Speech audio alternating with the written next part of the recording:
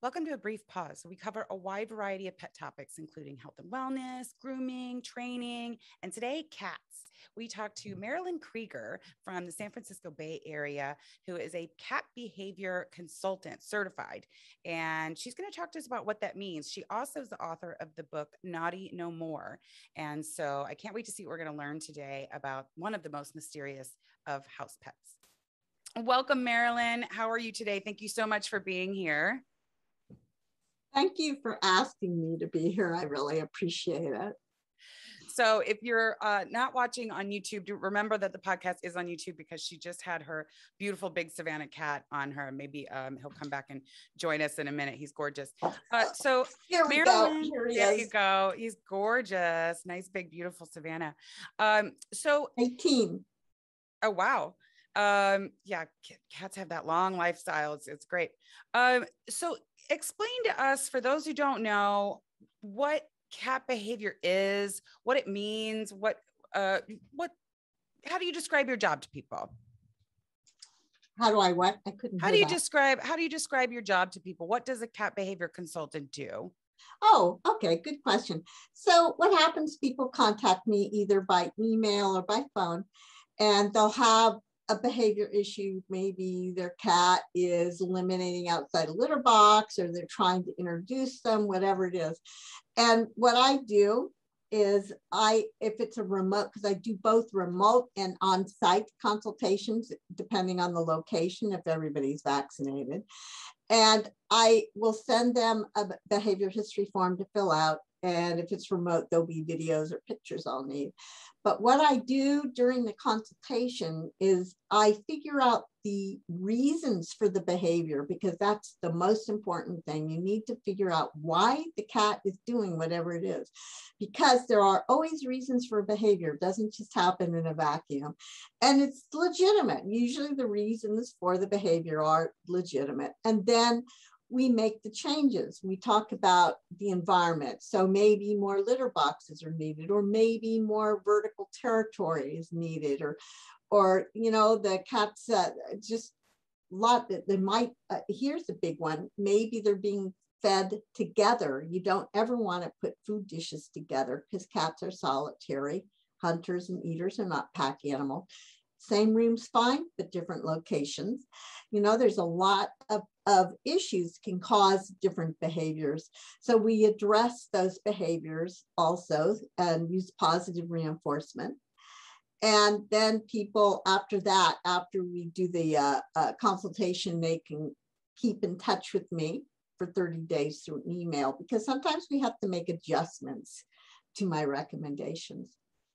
Sure. And if they are not reaching out to you, they can also read your book for some advice, right? What else does the book cover? Yes, my book is called Naughty No More, and you can see it in back of me.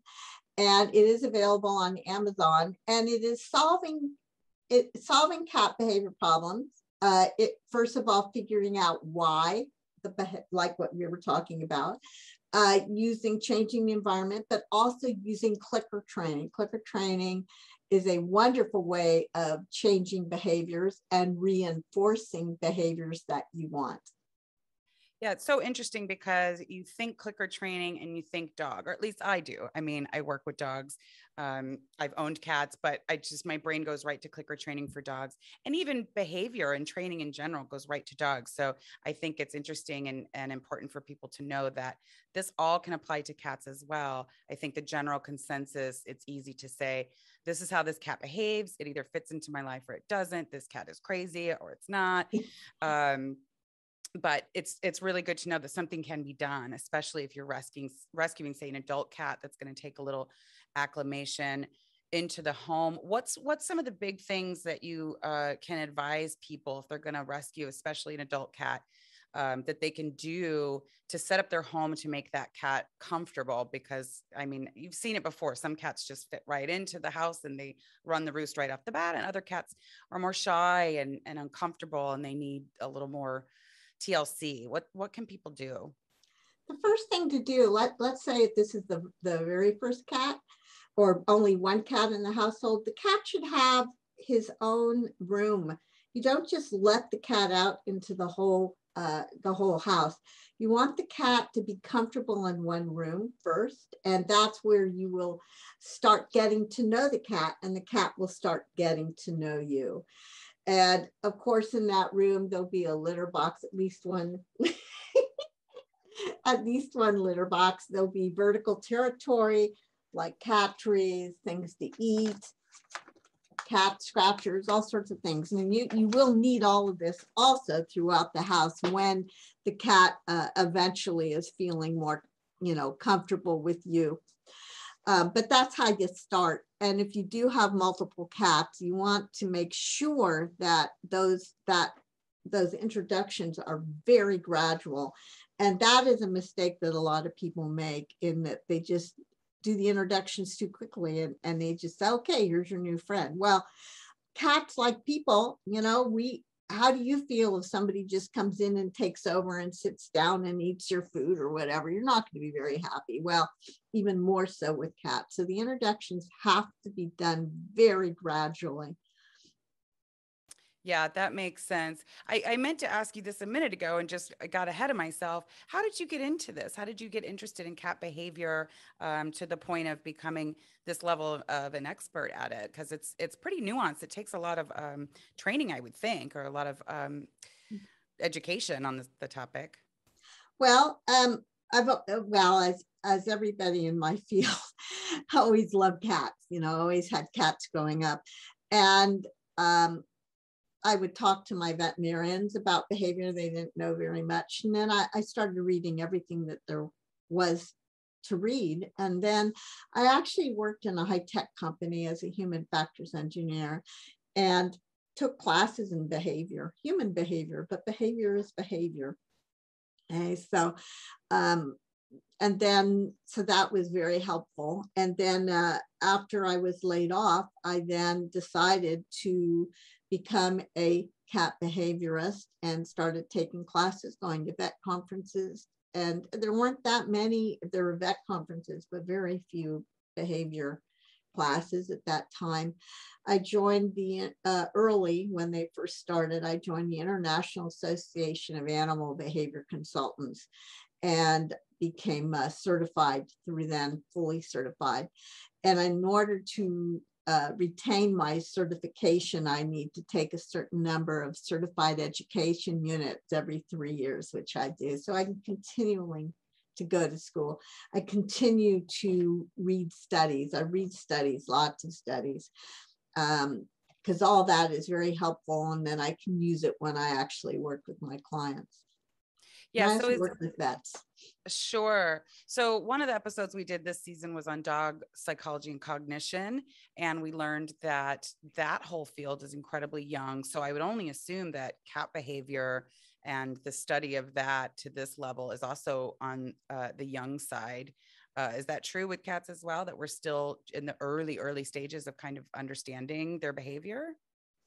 Well, there's more than there was, that's for sure.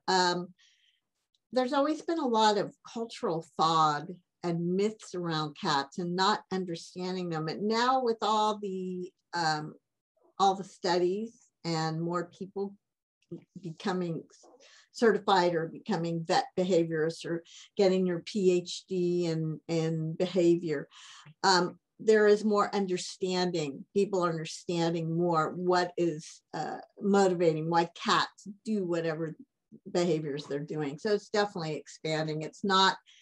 There's more about dogs than cats. There always is, hopefully we're catching up. Sure. Now, for people listening and not on YouTube, behind your chair is a cat tree. Can you tell us about the importance of cat trees and what they sort of serve, what purpose they serve in a cat's life and in the home? Mm-hmm. I'm glad to. Cats, vertical territory, and that can be cat trees, and it can be shelves. You can use architectural elements. You can use furniture, whatever. It's very important. That's what vertical territory is, and it should never be used. So in other words, never bring any used cat furniture in that another cat has used. Very important, because cats, the smell is very important. It's like bringing another cat in. But the importance of it, where they sit on that, in that vertical territory, how high they are, especially if there are other cats, indicate where they are in the hierarchy. It's not fixed. It is not static. They take turns.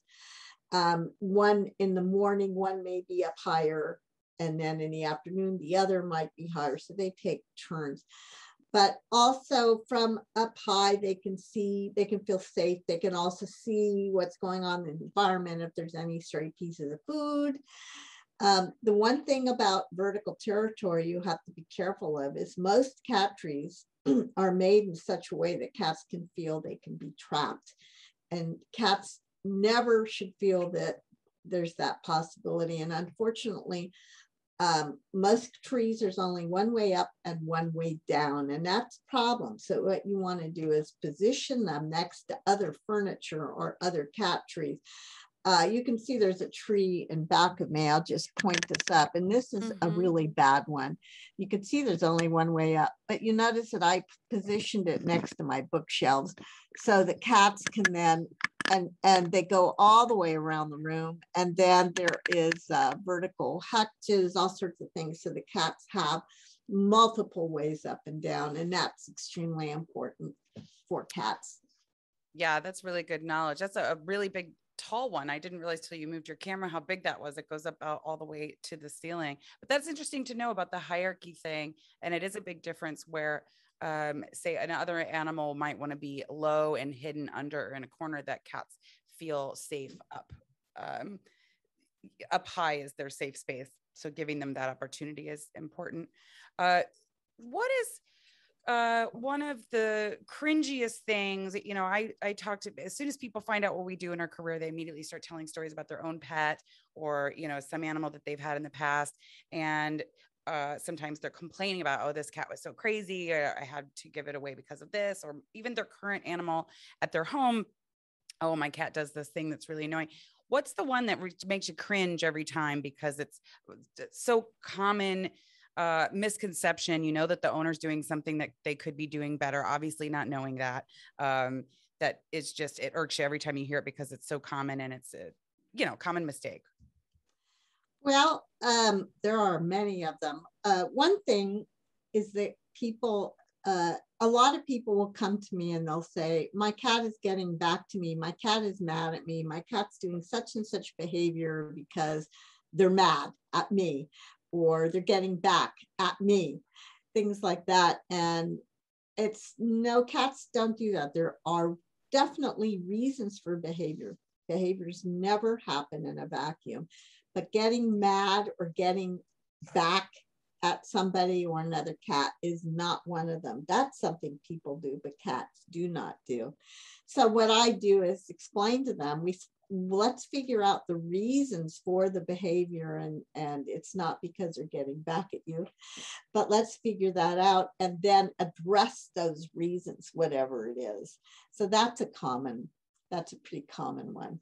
Yeah, I think I've heard that a lot with like the bathroom behaviors, that if the cat goes to the poops or pees in some area that they know they're not supposed to, and I said that in quotations, that is vengeful behavior. And you're saying it's always not, with that, at the vengeance is a human behavior. Well, you probably hear, being a dog trainer, dog behaviors, you hear, my dog looks guilty.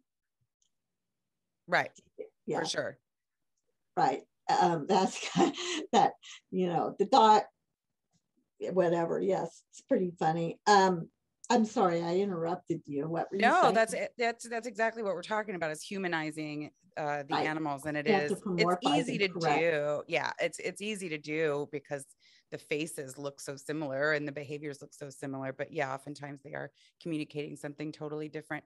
And then, okay, another big topic that I'm sure many people are doing something wrong with is litter boxes. What's the most often conflict with litter boxes that's potentially easily fixable? Well, the first thing, people need to understand behavior, cat behavior. And if they understand why, I mean, the basics, then they probably would not make a lot of mistakes. So for instance, cats do not want to be in a situation where they may feel trapped. And what happens is that people will get litter boxes that, well, first of all, they're too small and they have covers. Cats can feel trapped and they can easily be ambushed in a litter box with a cover. And it also traps the odors in. Even if they are scooping the boxes every day, they still trap odors. And cats don't want to ever be in that situation. Boxes that are too dirty, I have a lot of clients that come to me because in the form I ask about the litter box habits, how often do you scoop the boxes? And a real common answer is every other day. And then they never dump the litter and they never wash the litter. Well, it's dirty and the cats don't like that. That's another common problem. Again, these are things people do.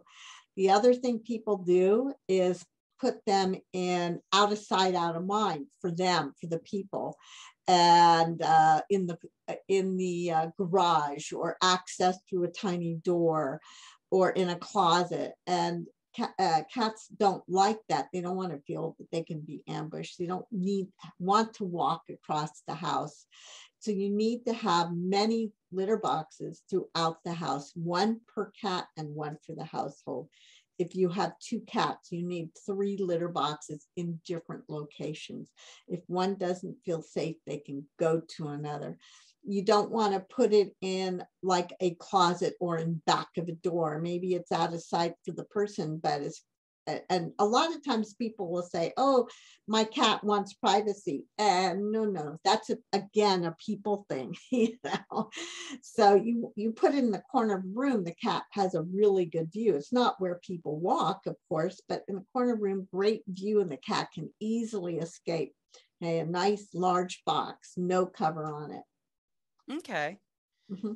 Yeah, that's interesting. I know I've made that decision, a mistake, and I've been lucky to have cats that didn't do that to me. But I also would have thought that, nice enclosed, you would think they'd feel safe in an enclosed, but I personally cannot stand Johnny on the spot. So I do understand the closing in the odors and all that stuff. That's not pleasant. That's not pleasant for anyone. Yes. Right.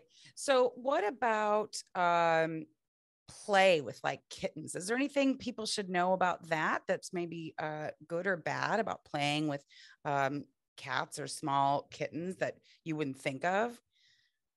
Did you play? Mm-hmm. Yes, absolutely. A couple of things. Do not use laser pointers. Okay. Very important. The reason why is that when a cat is hunting or playing, there's a release of a neurotransmitter called dopamine into the system.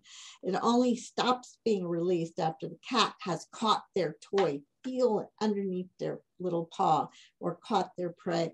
Otherwise, the dopamine keeps being released into the system, and it can leave the cats escalated up a little bit into aggression or stress. So it's so you don't use a laser pointer, and you also don't use your hands to play. Never play. Yeah, kittens are so cute and everybody wants to play using their hands. Don't do it, because the kitten then will think that, oh boy, to get attention and play and get interaction with my people, I can grab, I can bite. And unfortunately, as they get older, they'll still be doing that. And that's a lot of my consultations are based on aggression that are due to people or the kitten, I should say, who was played with using hands and played too rough. You don't want to roughhouse them. Well, speaking of kittens, I had heard this thing before, and I want your opinion on the single kitten behavior syndrome problem, the theory that one cat, or if you only get one kitten, they can become too aggressive, or the behavior is too out of control because they don't have another kitten to give them cat type play. Have you heard of this before? Well, the thing is kittens should not be pulled too soon from their moms and their siblings. And I used to tell people 12 weeks, but recently I've read it 16 weeks, because they learn a very important socialization skills from their mom and their kitten, from their siblings. And so if they're roughhousing too much with the sibling will stop, will go ow and stop. And all of a sudden there's nothing. And the mom will do that also. And so it is extremely important if you can to let the kitten stay with their mom and siblings for as long as they can. They're at least 16, well, they're saying 16 weeks, but 12 would be nice. Unfortunately, a lot of kittens are rehomed at like 8 weeks. Sometimes 8 weeks. Can't help Yep, it. exactly. Like that probably, yeah, that's probably what it's speaking to, because I've definitely heard more about that as the years go on. Again, cats are not my specialty. But I would imagine that would not be much the case if it was more like 16 weeks, because after that, they're not necessarily meant to be with you. Like you mentioned before, they're kind of lone animals. They can live with other cats, but they don't have to. Speaking of that, what's one of the best things to tell people about cat introductions when they already have a cat at home, or whatever the case may be, even if they're cat sitting? How do they go about that? That's good for the cat. Well, you don't just, most people do the introductions much too fast, and it ends up being a brawl, So you want to keep the cat separated. What I tell people to do is you need to really take your time, and it can take months to properly introduce with little stress as possible. And what I tell them to do is that each of the cats has their own sanctuary rooms. It's their territory, and the other cat will never go in it. You don't switch them. But there is what I call a neutral zone, like a living room. It's not always possible to do this. This is an ideal situation.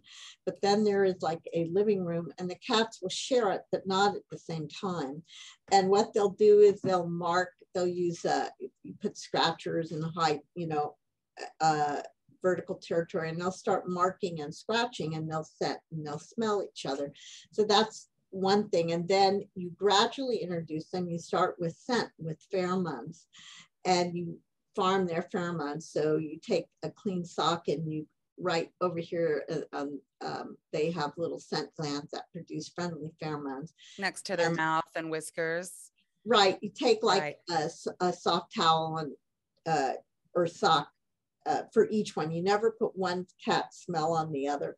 But what you're going to do is take that sock and put it in, maybe in their sanctuary room, the other sanctuary rooms, and then you reinforce them. You can use clicker training for that. And my book goes into that. So that would be the first phase. So you're gradually introducing them. You start with that very gradual, and that's all you're doing for about a week. Every phase you add something. The next thing you add is food. Now, what you do is the goal is to have them eating 3 feet on either side of the door to one of the sanctuary rooms. You never want cats to eat right next to each other, even if they're best buds, because cats are solitary hunters and eaters. They will eat next to each other, but it's stressful. They'll take turns or they'll start growling. So separate. You want to separate out those food bowls. So, but the door is closed, and it's just a very gradual. There are 4 phases that I go through in my book, and each phase minimally takes a week, if not longer. And sometimes you mess up, stuff happens, you have to go back. And the cats will always let you know if it's working or not, because you can tell if they're growling or they're not interacting, just by their behaviors, and then you have to slow it down or go back to the previous phase. Okay. Well, thank you so much for giving us, some great information on some of the most common behaviors that I hear over and over people struggle with. But obviously these are very nuanced animals with their own behaviors and their own psychology. And we could talk for hours about it, which is why people could pick up your book or talk to you directly. Where can they get access your book and you? My book is available on Amazon. It's called Naughty No More. My website, they can find out more about me and what I do with consultations at my website, which is thecatcoach.com. Great. And we'll have everything linked in the information of these episodes as well. We'll have the website link in there. So thank you so much for joining us today. Is there anything you would like to add or you feel people should know about their cat? No, they're just really wonderful. And like any animal, you can definitely train them as long as you know what motivates them. That's really great to know, that so we don't turn cats back to rescues unnecessarily. Thank you again for being here. We'll talk to you next time. Thank you so much. Thank you for listening. Be sure to follow us on YouTube, Instagram, and TikTok if you're not already, and join the community. Let us know what you think.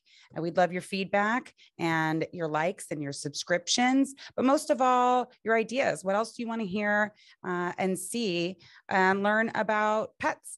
Till next time.